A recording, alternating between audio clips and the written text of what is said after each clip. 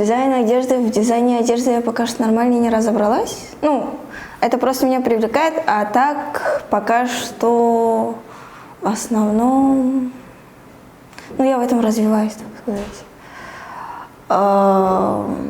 Сначала я хотела быть архитектором. Там меня привлекали разные дома. Ну, у каждого дома своя красота, даже у разрушенного. Сначала все я начала вообще с портретов. Они были такие кривые, косые. Но сейчас пока что все нормально. Я тренирую рисовать села разные, перспективы рисовать разные и так далее, короче. Какую музыку ты слушаешь? Ну, я так-то меломанка, слушаю все подряд, но в основном я уделяю вкусы в азиатской музыке. Джей-поп, кей-поп и так далее. А русская музыка мне вообще не нравится. Американскую я слушаю. Был период, когда я слушала только американские песни, английские, на английском языке. Люблю именно осмысленные, не рэп. Более такие спокойные, мелодичные. Так. Из кей-поп какие исполнители тебе нравятся? Есть Мамаму. Они своих фанатов, типа, говорят: любите себя, не слушайте других. Вот это очень вдохновляет. Есть еще группа Stray Kids. Они тоже очень поддерживают. Хоть и через экран, но поддержка идет большая. Есть еще BTS, их многие знают и многие недолюбливают особенно. Но они тоже очень помогают именно психически. Они такой большой вклад в свои песни вносят. Не знаю, как это даже описать.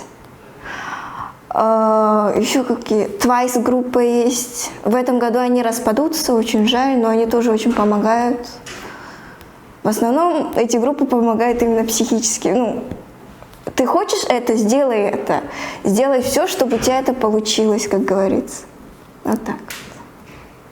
Ты читала историю BTS? Да. Расскажи, пожалуйста, зрителю наверняка будет интересно, как они развились. Они дебютировали в 2013 году. Самому младшему участнику группы было на тот момент 15. Он лишился всего своего детства, чтобы работать, развиваться. Они прошли через очень много, их обзывали, хейтили. Бывали на концертах, у них есть такие бомбочки, которыми, ну, как фонарики. То есть поддерживают. Все выключали, весь огромный зал выключал эти фонарики, ну, и говорили, типа, вы недостойны этой награды и так далее. Один раз даже было, когда у одного участника умерла бабушка, и он, типа, говорит: ой, он хайпится на этом. Хотя тут на данный момент он искренне поделился своей проблемой. Они прошли через многое, очень многое, и вот именно теперь, через столько лет, когда они унижались, у них настал пик. То есть они стали популярными, но они не зазнались, как некоторые исполнители. И вот, наверное, это самое основное.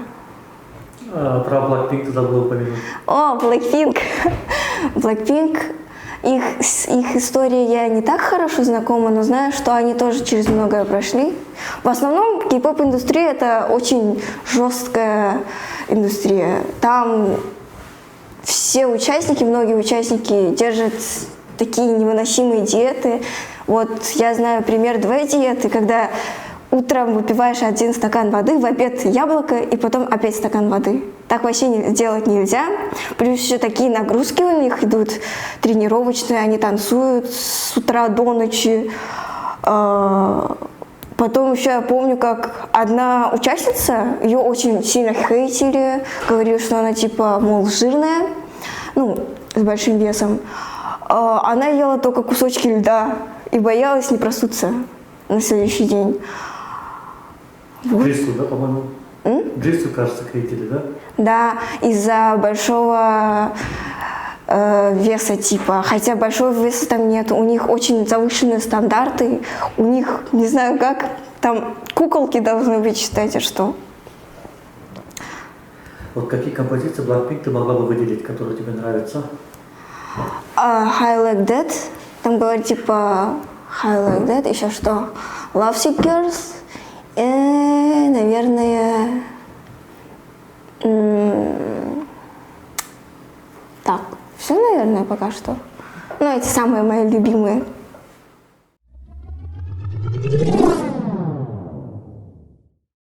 Какую оценку ты могла бы дать нагайской эстраде? Ой, нагайской эстрады я почти что не слушаю, если честно. Даже нормальных песен, которые вот нравятся мне, выделить не могу. Я в это пока что нормально не углублялась, так как для меня вот нагайский язык сложный язык почему-то. Потому что с детства у меня дома в основном разговаривали на русском, и поэтому я не приучилась нормально. Для меня, наверное, даже английский будет легче, чем нагайский. Сложно признавать это. Очень стыдно мне. Я наоборот. Дорамы смотришь? Дорамы? Да, но иногда я забрасываю. В основном я смотрю аниме. Аниме, да? Какое Да. аниме любишь? Моя любимая — это Доктор Стоун. Там очень много химических элементов, очень прям научная, познавательная очень. Какая тебя культура больше всего привлекает? Японская. Японская. Чем она тебе интересна? У них очень красивые наряды вот народные. Ну, нагайский мне тоже очень нравится. Потом еще что культура. Еще культура Кореи нравится, уважение. Хотя уважение у всех народов есть. На самом деле я не так прям сильно один народ так прям возвышаю вот так вот. У меня все народы вот так вот по рядам. Но больше всего увлекаюсь этими народами.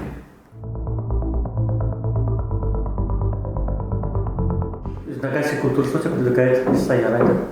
Домбра. И вот эти музыкальные, звучание вот этих инструментов очень нравится. Красиво, привлекательно. Для меня звучит очень. Еще что? Вот касаемо Усалгана, на твой взгляд, чего не хватает школьникам? Может, какой-то определенной кружки, секции или... Да, вот в кружки, секции ученики не могут развивать свои таланты, им приходится именно самому. А так даже, наверное, в кругу каких-то людей будет веселее и как-то интереснее, что ли. Сравнивать с кем-то свои достижения, вот так вот. Еще чего не хватает нашей школе, нашим ученикам. Вот тебе и твоим друзьям чем бы хотелось бы заниматься? Вот? Нашим друзьям. Да? А может, вы хотели, чтобы у вас открыли там кружок по рисованию, или робототехника, или какой-нибудь волейбол, там, пейнтбол какой-то? Волейбол. Волейбол в основном в нашем классе очень любят поиграть. Ну, конечно, не очень многих прям хорошо играют, но им нравится это.